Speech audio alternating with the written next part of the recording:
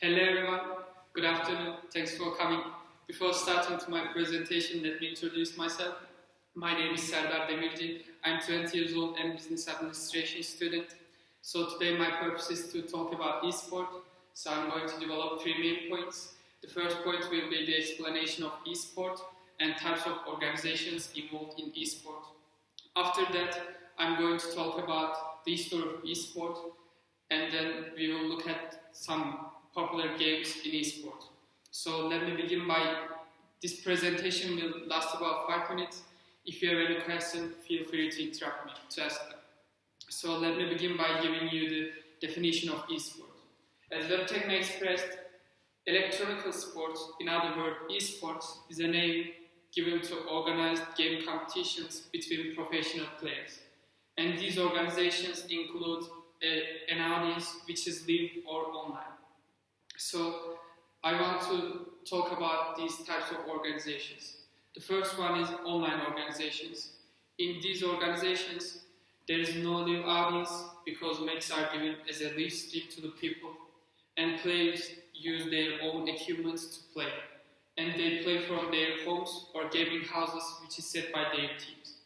The second one is offline organizations, and this one includes a live audience, and there is an area which is built for the players, and they have all equipments they need in that area so that they can play from there.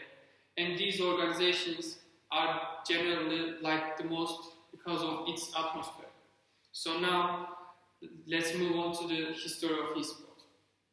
The first competition that we can consider as an esport organization was Space Invaders Championships made by Atari in 1980.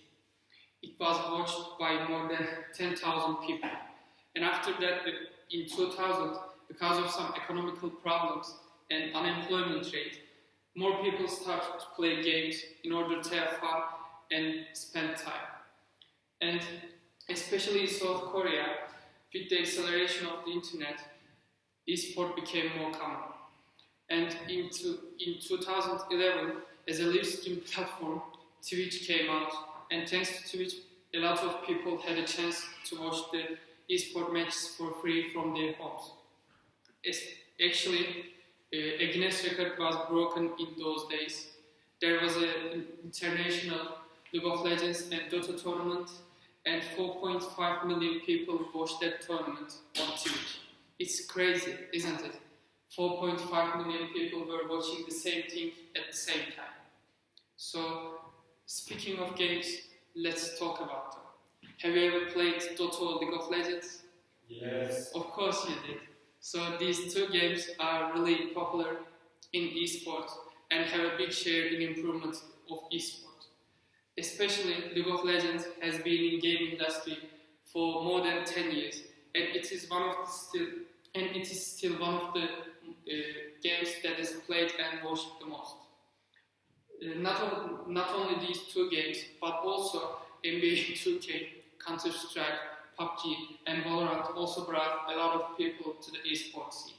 Currently, Valorant is a very popular game in esport, and its tournaments are being organized in every part of the world.